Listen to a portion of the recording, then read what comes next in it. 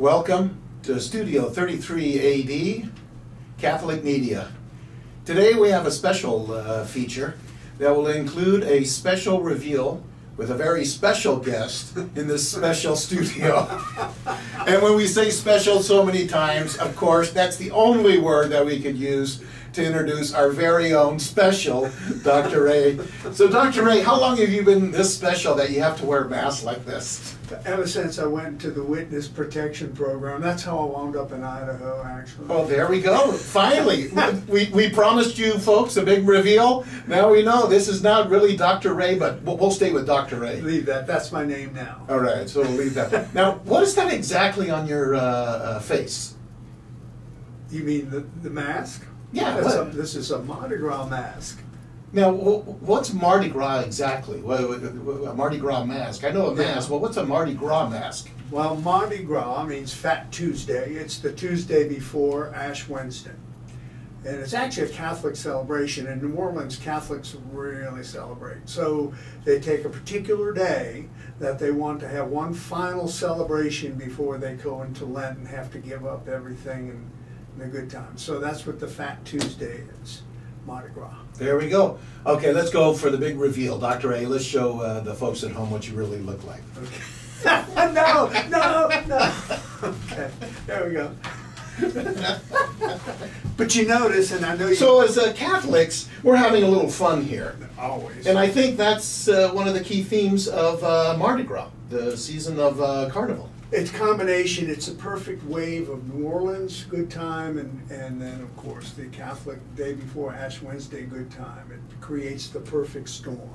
The perfect storm. Of fun. And and since we're in storm watch mode, I noticed this outfit. Well, is this your everyday come to work outfit? Or? It used to be when I was in Louisiana. I'm glad you observed that. You notice that I'm dressed in my village costume from South Louisiana. My family comes from Thibodaux, Louisiana, down in the southern areas, and this is my Cajun outfit, you see. But 2 points, I do want to clear up two misconceptions. One is... For the record. For the record. Let's be sure to get this. Yes. One is that there's a difference between Cajun and New Orleans. Now, I know Popeye's Fried Chicken has conflated the two for advertising. To maximize sales, of course. That's exactly right. But actually, Cajun is the French Canadians down in South Louisiana area. They actually came from Canada. That's what Cajun means. Arcadian is from Acadiana. And they moved down here. The poem Evangeline by Longfellow is kind of the story of the Cajun migration. As Justin Wilson said, they couldn't respect the king. They just kind of cursed at him, so they had to leave. And so they came down to Louisiana because they had heard there was actually a French settlement down there, which there was. And the second thing that I want to point out is, well, first of all, in New Orleans, it's actually Creole. There's a difference between Cajun and Creole. And what's the Creole then? Well, Creole, is small c, is a mixture of indigenous European population and African elements. Mm-hmm. So a Creole, depending on whether you have Spanish or French or whatever the particular European population is, mixes with African, and you get a Creole. In New Orleans, capital C Creole refers to the French, and actually there is also a Spanish population too, and it's a unique New Orleans style of cooking and living and talking and all of that. A little bit about... Do you know a little of the patois, or... That's Can you do a little... I'm just seeing if you're tracking your own story. That was not in the script. Okay, give me that script. Let me check that. We're just going to keep this rolling. Yeah, it's fresh. So anyway, that was the one thing. And the second thing that I have to correct is nobody says Nolans. Nolans. Nobody says that. You can always tell when somebody says, "Oh, you're from Nolans," that they have absolutely never been there.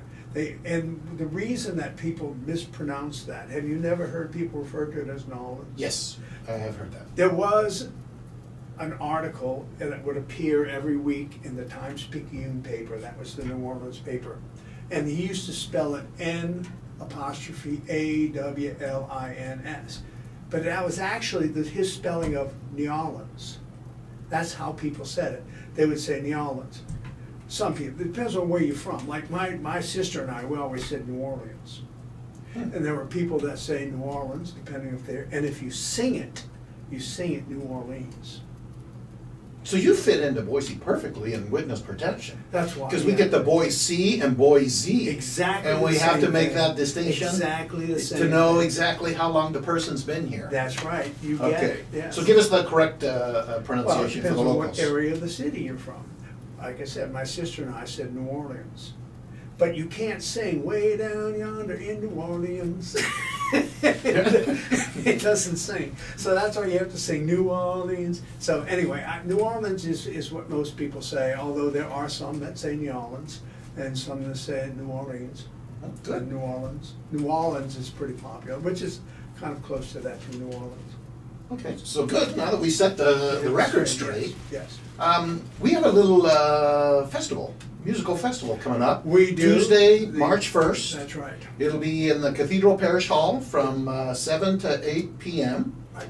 Everyone's invited.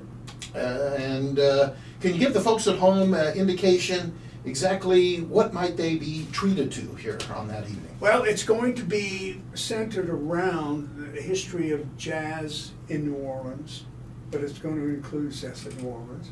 Depends on where I guess I don't know where I belong. Well, dressed like that, it's a big question. Yes. So, the lumberjack, that's okay. you see, that's because you're not experienced in South Louisiana. People from South Louisiana. Oh yes, I'm not pretending that I have this knowledge. I've been to New Orleans twice. Python anywhere in Louisiana. No, and the swallowtail, we won't even go there. That's right. So anyway, we're going to have basically a history of New Orleans music and jazz in general. New Orleans is credited with having been the origin place of jazz, although it probably started in many places, but most famously in New Orleans. And that's because of the recordings. The history of jazz is actually the history of recorded jazz. So, and so most of the records that I remember when I was young, when I was teaching and studying New Orleans jazz, they were all, the recordings had to do with New Orleans groups. And a lot of the history of jazz revolves around someone like Louis Armstrong, who went various places. What? No, he's a great. He was a great artist. Yes. Louis Armstrong. Louis. Yes. Okay, I was just trying to, do a little French on you. Louis. Yeah. Well, I had you earlier with the patois. So Yeah, you got okay. it's like you get two on me. There you go. But no, actually, one of the two bits of evidence that demonstrate that he wanted to be called Louis is that, hello, darling, this is Louis. He's called himself that. Oh, there we go. And then also, when I used to teach the jazz courses, someone came up who knew his dentist and said that he wanted to be called Louis. Are you sure about that? Because usually the dentists, they have kind of their fingers in your mouth, and you can't really answer what they say. I did take that into consideration. Okay. But him saying it himself on a recording. We got validation. It was corroborated in the song. That's a secondary source. The primary source is him singing, and he says Louis. And we're going to get some Louis Armstrong. Is that going to make a cameo? Influence. On this, no, we'll see. It's hard to say. Not exactly sure. Probably not Louis, although we're doing a song that he did. And we'll talk a little bit about what we're going to do. So it's we don't want to reveal too much. That's right. Because we want the folks to come that evening, Tuesday, March 1st, Yes. 7 to 8 p.m. Yes. And it's going to be, you said, an overview of New Orleans jazz. It's going to be the history of jazz, which is synonymous with the history of New Orleans jazz. And so we'll start with kind of like, basically it'll go around the elements and the evolution of jazz elements and where they came from. And as most people know, jazz is a combination of African and European elements, like Creoles, to a certain degree. And I'm going to talk about what and demonstrate what the African elements are that permeated music to create jazz. And so we're going to have basically different types of music, a lot of it from New Orleans. And we'll have people from the music ministry, very talented people from the music ministry. And it goes, So this is going to be an ensemble program. yes, Very good. yes. But with live music. Oh, yes, it is like. I mean, just to clarify, it's not just you talking. No, that would be too much of a good thing. Yeah, I'd have to put the mask back on for that one. Tori, would you put your mask on? Yes. So, okay, so that's what it's going to be. And we're going to have Deanna Pietri and Teresa Carlson and Elaine Ford are going to be, they're going to do Boswell Sisters. Boswell Sisters were 3 girls from New Orleans who influenced Andrew's. What's wrong? Nothing. You're making this face. No, I'm riveted. Okay. So anyway, they're from New Orleans, and we're going to do some of their material. And they're a big influence in the early swing era. They were in the 30s and into the 40s. And the Andrews sisters kind of picked up on their style in a lot of ways. So this is going to be a historical journey through the music of that region. And there won't be a quiz. No test. Well, there's a test. Oh, there will be a test. That's Just right. no pop quizzes. The test will be at the end, and I'll tell you about that in a second. Okay. So we're going to start moving with early elements of jazz, the pre-jazz elements like syncopation, and then we'll add swing, extended harmonies, that sort of thing. And then we're going to have Willow Hale. Willow is from New Orleans, and she's been involved with Hollywood and New York. She's done lots of commercials and movies and television, so we're very lucky to have her. But she's going to be singing Do You Know What It Means to Miss New Orleans as part of the evolution to demonstrate a certain style of New Orleans music and jazz music and such. And then as we go through the various periods, at the end, we're going to have a Saints March, including Mardi Gras beads and doubloons, and So we are going full on we're going Mardi full Gras. you have to work them up. In to French, it. Fat Tuesday. That's right. There we go. Yeah, that's right. So that's in essence what it's going to be. It's going to be a lot of fun. Now, just before we go, for the folks at home, can you please tell them a little bit about this bass drum you brought? Because usually you have this mounted on the front of your car through town, waiting for people to ask you. So let's scratch that itch. Ask me about my bass let's scratch drum. that itch. Dr. Ray, what's the story of this bass Well, drum? this is actually the bass drum that I used to play in the marching bands in New Orleans. You know, New Orleans music, New Orleans jazz was actually an outdoor street music. It didn't evolve into club music until Louis Armstrong, King Oliver, and all these people moved to Chicago. They started playing in clubs there. So when I would play in marching bands, I couldn't get anybody to carry the organ for me.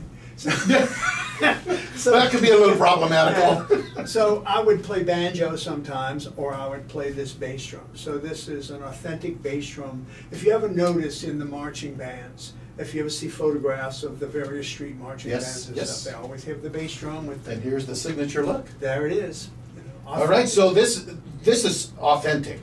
This is going to be real. And again, we want to extend an invitation to everyone in the parish. It's going to be Tuesday evening, March 1st. Right.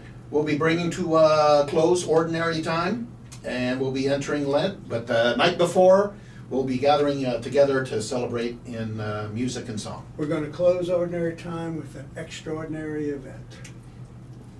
Okay, we're going to leave that there. I want to thank Dr. Ray for coming into the studio, and once again, come join us. Thank you.